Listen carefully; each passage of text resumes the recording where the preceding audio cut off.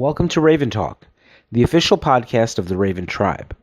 The Raven Tribe is a home for warriors on the path and is dedicated to training warriors for the battlefield of life.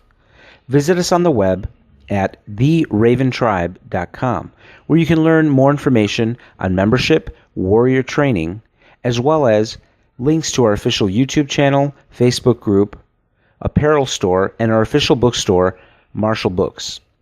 Welcome back, Tribe. Today we're here with Master Marc Lawrence, and we're going to be discussing his adventures in Russia. Master Marc, how are you today? I'm doing quite well. Thank you for asking. Great.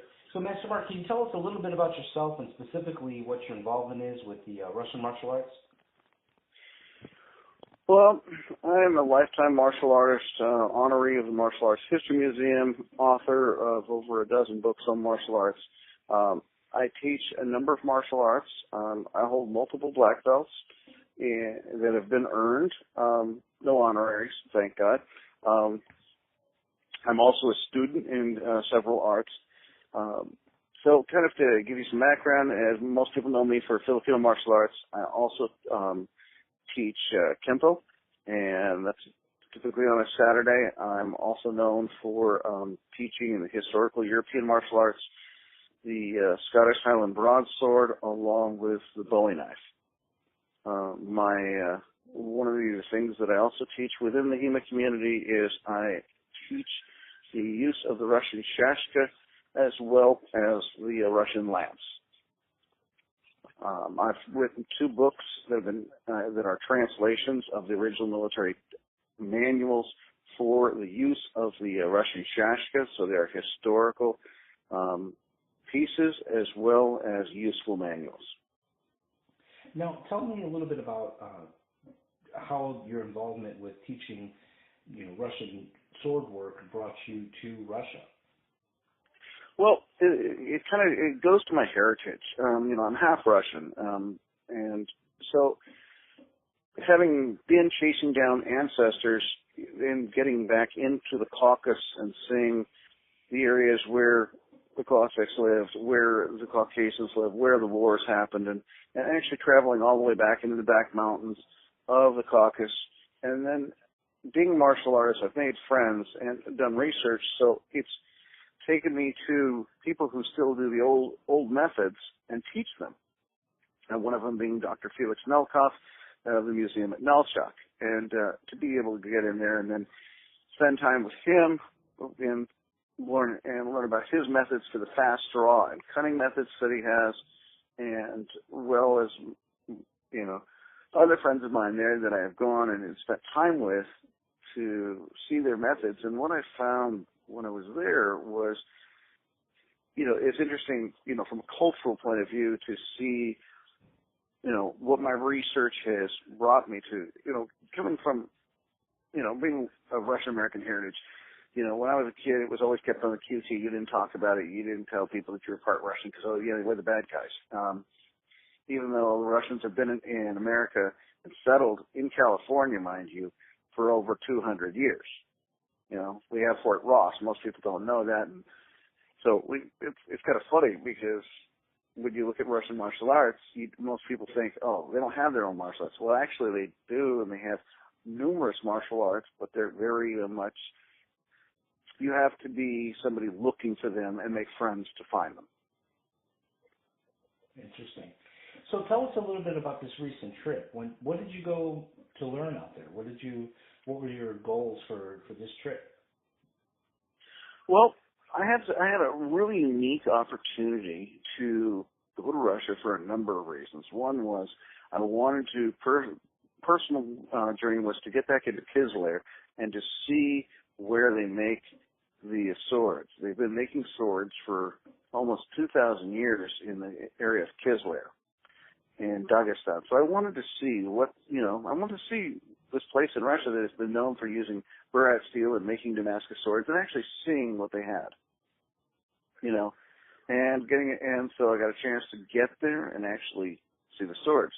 The other thing that I wanted to do was to spend some time with a friend of mine there in Chechnya, and I got a chance to do that and meet up with some of my other friends there. And then last but not least, I have friends in Rostov who had invited me, who were a gun Cossack, to come to the Cossack Games and to participate. And, they were very much fascinated by the books that I've written, because I am the only American apparently to ever translate Russian imperial saber manuals for the Russian shashka as well as for the knife, and publish them. Just nobody's done that. Interesting. Now, Mark, tell me a little bit about competing. What was the experience like? What did you find, most impressive or interesting about the fighters out there as far as their ability, their technique? Tell me about, how you interacted with people, in swordplay. Well, it was very interesting for me because, as you know, I'll just kind of share with you a bit, is I'm a historical reenactor, and I support the Fort Ross Festival in California. So I've done cutting demonstrations. I have put on fencing demonstrations, and, as far as supporting Russian culture. I actually helped assist train the militia that puts on their demonstrations at the fort. So when I went to spend time with my Cossack brothers at the festival, I didn't just go there to watch, but I wanted to participate in the games themselves, and which was very interesting because one of the things you had to do is you had a series of things you had to basically show proficiency in. So it was like, so if you wanted to compete in saber, well, first you had to demonstrate cutting. And to demonstrate cutting, then you actually had to then cut. They had an obstacle course, and you first had to demonstrate your cutting and accuracy. And Russian cutting is very fascinating because with a sword, you're given a target that is a stick that's no more than about a quarter inch in diameter, about 3 feet to 4 feet long, and the target area is taped off, and you have, and on the tip of it, you'll have maybe a 2-finger width wide target. Okay? And you're required to actually cut that, and cleanly. So this is different and distinct from, like, cutting tatami and things like that. This is a different type of cutting.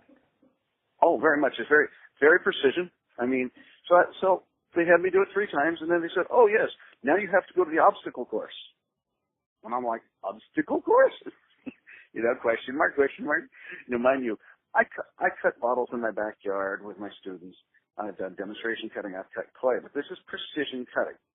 And I'm like, okay, let's give this a shot.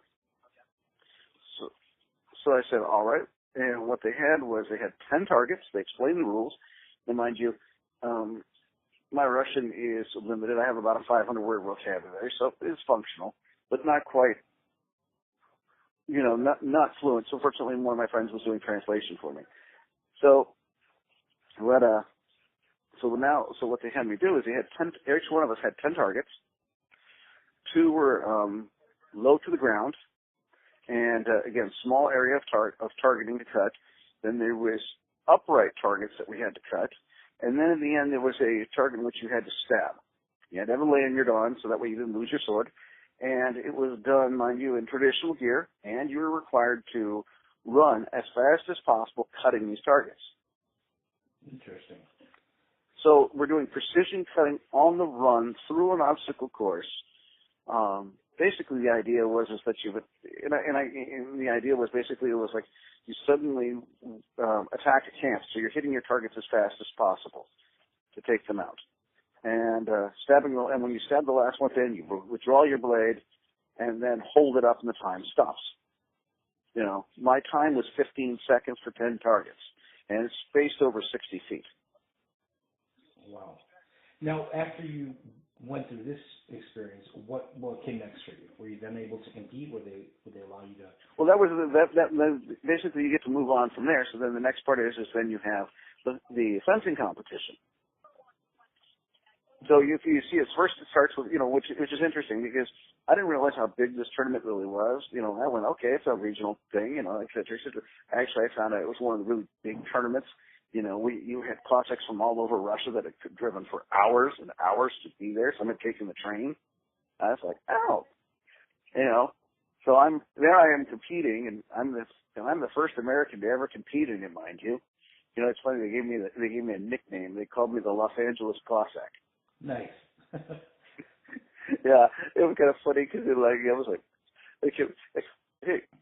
funny because you know, and it was funny because the judges would be like, Lawrence, and then they'd yell at me and come over, and I'm like, okay, it's like, you know, it's interesting to get yelled at in a foreign language, you know, like, all right, I had to listen to it every time. That's great. And some of these guys have a heavy regional accent, so you got to really listen carefully. Okay, gotcha. And they start speaking quick like we speak quick. It's like, okay, good thing my friend's translating. You know, and sometimes you just go. Crap, what did he say? Don't worry about it. You get yelled at, it's wrong. So anyway, went through the cutting competition and I did well. I didn't win, you know, the top marks in it, but I did well. And I was told basically by the judges, they said that with a little bit of practice, I could be an expert in this area. So they were very surprised. Because basically what happened was I didn't have, because of the flight restrictions and Russian rules, I did not have a blade to use for this competition. So I basically borrowed somebody's sword. You know, and here's a sword I don't know. I'm going to walk up and I'm going to cut with it. And I'm like, okay, let's see if I can do this accurately. And the cuts have to be very clean. If not, if you cut and it gets tear as you cut it, you get a partial point. So that will put you at some disadvantage there. Yeah, so you want to really be accurate. So it's like, so basically, you know, you want to cut these things all the way through, and you're using a very sharp blade, sharpened at about basically at an angle of 15 degrees. And when I say sharp, these things are sharp enough to shave with. Wow. Yeah. So really interesting to go through and to cut, you know, get through the obstacle course. And then it was like, okay, now you get to advance to the fencing division. So then you get to go and they give you an opponent. Of course, you know, my luck is they, you know, I always get this, is that I always end up with an opponent that's usually bigger than me. And of course, next thing you know, I'm looking at a guy who's got 6 inches in height on me and probably half again as wide. Oh, this is going to be a good day. You know, I had to fence him, and that was fun. He put up a good fight. You know, it's like go figure, they find some big guys for me. It was interesting. Before my fight, there were other people who were there, and I had brought with me nylon trainers that are of my own design that I've made with Purple Heart based upon some swords that I have. And of course, everybody wanted to try them out and also try their luck with the Los Angeles Cossack. Everybody wanted to fence me. So before I got to my match, I'd already had about a half a dozen of them. And normally they use like these for the match. They have these padded swords. Okay. But you see, now I was playing with hard swords, so I'm used to that. I don't, you know, I'm not a point star at this point because, you know, you don't want to get hit by those. You've learned, okay, I need to have an A game here. Well, they quickly found out that these things were not so kind, and they're like, hey, these things are tough, but these guys, they get hit, they might rub their arm, look at you, and continue on. You know, I was just like, okay, you guys are tough. Okay. Yeah, they did high pain cons. So it was like, yep, right, yep, you whacked me, that's nice. I was like, okay, I like you guys. So some tough competition. That's good. Oh yeah, these guys were all tough. It was a lot of fun. And so after the fencing, I got to move to lance sparring. Now tell me about that. That's something I haven't been exposed to. How was that event? Lance sparring was really interesting because Russian lances are about 7 feet long. Okay, and they're big in diameter. They're not like a spear where they're smaller diameter. It's like literally, it's like these things are like something you use to stake a tree and hold it still. I'm like, this thing's like 2 inches diameter. So I'm sitting here with this 7-foot lance, and they have the padding on the end. And you're using it much like you do with one of those old muskets with bayonets. It's like bayonet fencing. And they had specific targets you could hit that would count, just like they did with the fencing, and things that would not. And it was very important. You know, it was funny because when I was fighting this one fellow, you know, if the point wasn't clean, if it just glanced, they wouldn't give it to you. It had to be clean. And, you know, it's funny, I knocked the guy down once, and I actually helped him back up. And that actually is interesting. Later, people had made had noticed that I was a good sport and was honorable. And that actually led to other things that people said that also led to the invitation I'll talk about later. But again, using the lances, when you got hit by one of those, you knew it because it had so much weight behind it. I tell you what, I caught, when we're wearing these heavy-duty helmets, and I caught one of them in the chin. The guy caught me good, and I'll tell you what, I haven't seen scars like that in a long time. I was like, okay, that's a good one. Note to self, don't get hit like that again. Yeah, it's always good to avoid a lance to the jaw. That's a good a lance to the jaw, even wearing one of those heavy Russian helmets with a heavy cage, still, it rings your bell. I'm not going to kid you, It's like, okay, I was like, it was like fighting with somebody who knew how to box, where they knew how to throw a good, good left cross in you. You're like, shake that one, okay. Absolutely. So now, Mark, tell me, please, a little bit about the organization that organized this event. So the Sharisi is a group that supports and is run by the Don Cossacks of Rostov. And this group has a training hall there in Rostov that is about the Cossack culture. They continue with the traditions of the Cossacks, and the goal is, again, not just historical reenacting, but also to maintain and to continue with the Cossack traditions so that they continue with the families into the future. And so this organization does everything from education about Cossack life, training, teaching people about how to be a good Cossack. And they're very much nationalists. So understand when you're with them, they're very passionate about Russia today. I see. And so it's kind of a mix of political, martial arts, and historical reenactment all rolled together into one. Interesting. Now, can you tell me, Mark, this group, do they only have people teaching these traditional ways within Russia, or are there people teaching this to people of Russian heritage in other countries of Europe or other parts of the world? Actually, I was the first person they've ever met outside of Russia that had studied this, and they were fascinated. I was introduced to a number of people, including the Cossack General. They were like, you're an interesting person, I spent time talking with a number of them, like a great bunch of people. The men that I met were some of the nicest people I met and friendliest in that regard, which is sit and talk with, but they were fascinated about my research. And then they were amazed how much that I understood on the methods.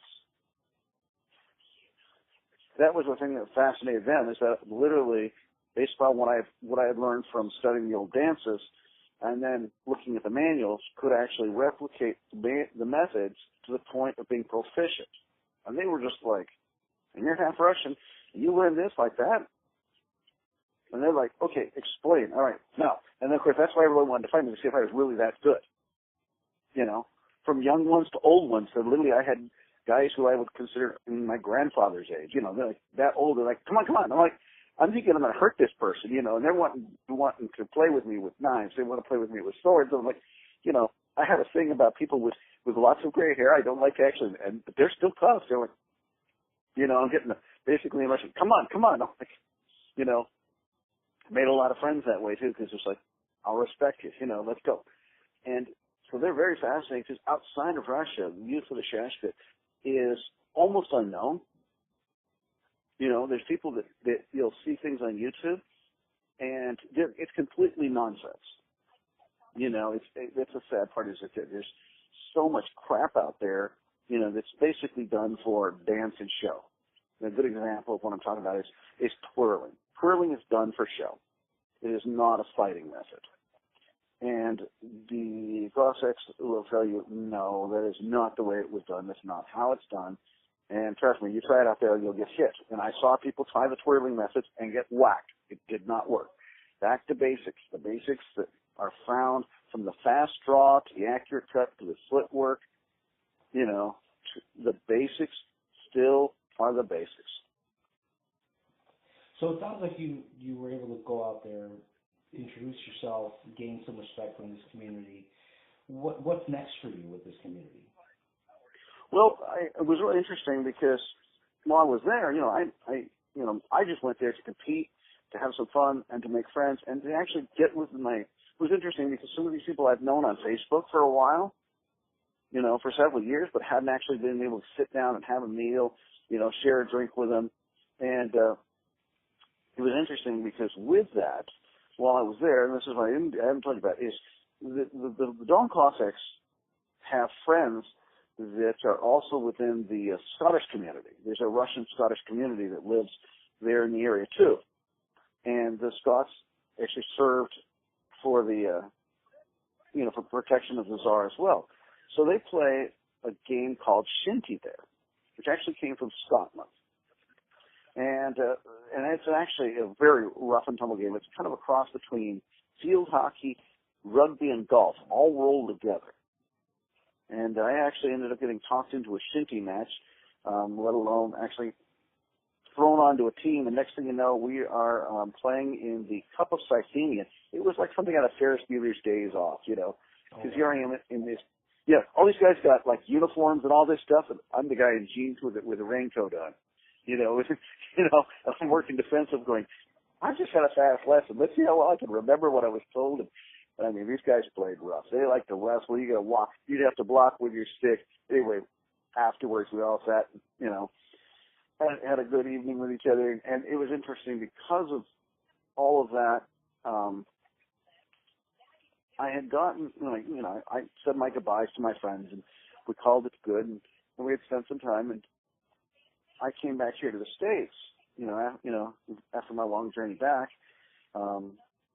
and I had received a message from one of my friends who's also a lawyer, and he said that the director of the association would like me to represent the Cossack Warrior Arts here in California. And I was just like, what? Totally unsolicited. So I messaged the director back, and he says, I'm really busy. Please talk to my friend, again, who's a lawyer, because they're very serious about this. They've asked me, they've said that what I showed, basically what I showed in my behaviors, my basically being honorable, having integrity, being a good fighter, they wished me to represent them here in California. And I just was blown away because I'm deeply honored. I am totally unsolicited. They wished me to go ahead and to teach the warrior arts of the Cossacks, particularly the Don Cossacks, here in California. Great. So what's next for you now with that mission? Well, with that mission given to me, again, it's interesting. Again, being half Russian, first off, it kind of blew me away. I'm not going to kid you. It'd be like if you were half Japanese and you went to Japan and you competed and you've done really well, where you're home when you go back to the old country, and next thing you know, they're asking you to be an instructor. You kind of go, okay, all right, really? So with that, I have said, I've thought about it for a bit. I've had to kind of chew on it. Is I am going to be teaching. I want to try and set up seminars. I have one already coming up that'll be also doing public demonstration next month up in the Mendocino area at the Fort Ross Festival, and I'm going to also be doing demonstrations and trying to get people interested while I'm at the Fort Mac in July as well. I want to try and get the message out there. Hey, there are the Cossack warrior arts, and this is what they're made up of, because there's more to it than just the saber and the lance. There is, within the Cossack arts, there's everything from using the bow, using firearms. You go back to the traditional, they were bolt-action rifles, and before that, muzzle loaders. They also have basics with a knife, as well as they have belt wrestling. And then there is things from everything from, cutting from a horse to, how to pull somebody off of a horse and wrestle them down, Wow, that's pretty different. That sounds like a really comprehensive, set of skills that you'd have to try to, bring to a whole new country and culture. Yeah. For something like the horse, because my friends actually said, do you want to try cutting from a horse? And I was like, I can ride a horse. I've never cut anything from a horse. I'm going to decline because I'm afraid I might hurt the horse. I don't have the precision for that yet. And I declined because they said, look, they're like, no, you're good. I'm like, no, you know what? Next time, please. That's, yeah. So that was like, I was just like, and my friends were like, they were serious about this. I'm like, all right, I'm going to have to practice that first. Yeah, that seems like a skill that not a lot of people would have unless they're really dedicated to it. Yeah, again, you have to have a horse for that. Yeah, exactly. So I figure, okay, I will take that out. I will stick to the Shashka fencing, the lance fencing. I will go over the basics on the belt wrestling, and as well as the basics behind the use of the Kinjal knife as it was taught. What's interesting, it's interesting, like a lot of times people see the Shashka, they don't really realize that the base of the Shashka that has a groove in it, particularly the military models, the 81 pattern, and older models actually have a groove that was made to double as you take your blade, you stick it in the ground, and the groove was made to put the forestock in to be able to help stabilize accuracy for shooting. Interesting. That is interesting. Yeah. Now, Mark, you touched upon some of the knife work, and being a knife aficionado, I have to ask you to share with me, knife work from abroad. What can you tell us about knife work in Russia? Because it's a subject that I think here in the States is not really well known. I think people kind of assume that, Russian martial arts is, Sambo and Sistema, and that's about it. What can you tell me about knife work in that tradition? Okay, so knife work is an interesting subject because, when you look at, the Cossacks used the Kinjal knife, and the Kinjal knife came out of the Caucasus. And so it's a double-edged dagger. So you have basically multiple position stab and slash. And so that starts as the basis is a quick draw stab and slash weapon. And so it's usually used in like an ice pick grip, or you're going to go ahead and use it in a saber grip as you stab. So that's where it kind of starts. Well, that's the old methods, and then you have knife avoidance, which is standard taught, as well as, because from the Tartars influenced the Cossacks in their the belt wrestling. Well, that also goes to their knife avoidance methods. So if you start with that, then you get into the different systems that you'll find in Russia. Some are based upon fencing. Some are based upon movements from boxing, and some are based. Some of the ones. Let's see, what other ones I saw? I saw the military, and I saw the Sambo. And so you have these different systems that are out there that people practice with, and it's everything from the knife being forward to the knife being back, and they're using the hand, and they're striking at your hand and wrist to bring it down and trying to come in with a knife behind it. Got a chance to play with a lot of different people. One of the fellows I got a chance to play with, he's a big Cossack fellow. He's a wonderful guy. He's been the top knife fighting champion for Russia for 2 years. Again, he's 6'3", have arms much longer than mine, and it's trying to survive just playing with somebody like that. And he's full bore. Very interesting fellow to play with. They were very much interested in what I knew in my experiences. And that, of course, led to me doing a seminar there for the military and the police. And, again, these guys, they'll take the bruises and just keep going. They don't complain. There's no whining, no carrying on. They just, yeah, we did it. Okay, come on. Rub it out and let's go. I was like, I like these guys.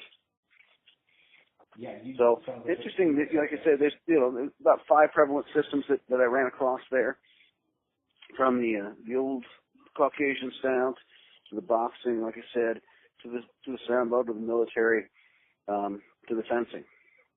Now, Mark, you, aside from being able to go and observe and do some competition, you also got a chance to look at how some of these weapons are created. What can you tell me about that leg of your adventure in Russia? Well, that was great. Again, being a person who loves blades, one of the most interesting parts always with a blade is to check out and want to see how they're made. So I said to myself, all right. I talked to a friend of mine who had talked to a friend who worked at a knife factory, and I got a chance to get into Kizlyar. And Kizlyar is in Dagestan, which is the very south of Russia. And Kizlyar made swords and knives for the Tsar. It goes back to the days of the Tsar. And so in the imperial times, they basically came into an existing manufacturing area that made everything from muzzle-loading firearms to swords and knives. And so it was interesting to see we have a place that has at least 2,000 years of history of making swords. I'm like, cool. But yet, I went to a modern factory. It's anything you would find here in the United States. Only I think the grounds were more beautiful, literally because it's artisan. Around each building, they had like gardens. So you're walking through what's supposed to be, what you think is going to be a factory, and there's trees, there's gardens, they've got a little canteen, and you go in there and they've got, these are artisans. These people are multi-generation artisans that do the engraving, that makes the grips, that do the blades. I mean, I sat and chatted, with the manager. We met one of the blacksmiths, got a chance to actually handle and wheel, a 600-layer Damascus blade that you could flex into a U and put it, and it would stay in shape and was sharp enough to, just shave with. I was just like, and it was, of course it was $2,000, but an amazing sword nonetheless. So really interesting to see all the weapons there. They're just, the quality of weapons that they're making there is just as high as quality as anything you would find here in the States. I mean, it's like I was amazed. It was modern. In fact, it was interesting. Sometimes there was even American machinery there, and it's just like, this is good quality stuff, good steel, sharp weapons, well made, attention to detail. Even the knives that they export and such looks packed, look like something you buy here. But I will say, and this is interesting, remember Russia has different laws than we do. We think of knives and other things as just normal, as where they're considered cold weapons. So any knife that is longer than a credit card, you must have a permit for. And so you can't just, unless it has papers, you can't buy it. And technically, you can only, if you're without special permission, being a non-citizen, you can only buy souvenir blades. Oh, really? So they differentiate and classify them so that you can't leave without. Oh, very much so. The rules are very tight in Russia. If you were to go to Russia and say, "Oh, I want," and I ran across antique dealers that had really cool antique swords, and I could have bought them, but I couldn't get them home because Russian rules are those weapons are antiques. They stay in the country. You get caught with those, you can be fined, you can be put in jail, and they will seize them. And it's like, okay, nope. So no, I am not going to play that game. It's like, okay, even though this antique dealer is trying to make me deals, I'm like, no, it's not worth your trouble. The other thing about Russia is, again, cold weapons. They have a whole manual on hot, basically firearms and cold weapons, and what if they are considered. There's an English version, so if you do travel to Russia, you must follow the rules there, and there are permits you can get. I was able to get permits for souvenir weapons that were of good quality steel, because there's a process to go through, and you get your permit. They're usually they are available at the point of sale, and they're issued by the ministry. Sometimes there's a sign-off by local law enforcement. I was actually stopped by police at the festival to make sure that I had my, as they called it, the passport. Because there's a separate passport you must have to carry a sword. Really? Okay. Oh, yes. That's required. And, of course, so it's like, okay, yes, I had, it's like, and basically they said to me in Russian, show me your passport. And I reached out and went and handed them, and I'm like, okay, that's good. You know, if you always know you're in trouble is when 4 cops walk up to you, like, okay, yes, sir, how can I help you? And they're like, so Mark, what's next for you then, as far as the training of these arts? And I know you said you're going to get seminars rolling and going. Where can people reach out to you if they want to, participate in this type of training? well, a couple of different things. Right now, I've only got a Facebook group going called the Sabers of Eurasia on Facebook. They can send me a message up there. So right now, that's about all I've got going. I've talked to my son. I'm going to get a little website going, so there's another way to get a hold of me. Right now, just through the Sabers of Eurasia website, and I'm going to build from there. Again, this is still real ground floor. And I'm hoping basically I'll have a website up here in the near future. Well, most people are on Facebook now. I think the websites are almost secondary sometimes. Seems like everybody in the community communicates through Facebook nowadays, so that's a good place to start. Mark, one thing I do want to ask you before we wrap up, my previous talks, and for the listeners, please make sure you check out a previous podcast that we did with Marc on the Cossak tradition. But one of the things that I know that you always take away from your experiences, apart from the physical punching and kicking, swinging blades aspect of the martial arts, is more of the warrior philosophy and the warriorship. And I can only imagine that, going on this adventure to another country and immersing yourself in another culture, you must have come away with some insights that you can share with us. Well, I can share a lot. The Cossacks are really good people. The Cossacks, you understand, Cossacks are as iconic as, remember, they're just as iconic as the American cowboy.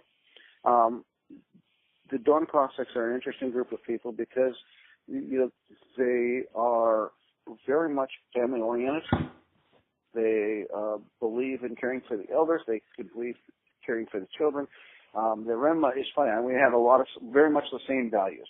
They believe in preservation of their heritage and the old ways of doing things. That's just as important as being able to swing the blade. Your behavior, whether or not you're an honorable person, do you keep your word? Those things are very important, and it was interesting to see the same parallels that I live in my own life, and to see the same type of cultural values, even though we're 7,000 miles apart. Kind of what I saw, is that for as far apart as we may live, we're very much the same people. Great. Well, Marc, I want to thank you for taking time out of your busy schedule to meet with us and talk to us about your adventure in Russia. I encourage all of the members of the group and everybody else listening to definitely look you up on Facebook. Check out your books. Marc, tell me where we can find your books. You can find the books. They're sold retail through I&I Martial Arts Supply. You can also get them from on Lulu.com. Put in Russian Cossack Saber, and there's volumes 1 and 2, and you can find them there. Excellent. And I can say that I do have a number of your books, in my personal library. So to everybody out there, not because he's my friend, but he is a great author, gives a lot of insight and knowledge in his books. So any of the topics other than the Russian Saber are definitely worth adding to your library as well. Marc, again, thank you so much for being with us today. I really appreciate it, and hopefully we can get you back on soon for another talk. Sounds good. All right. Thank you much.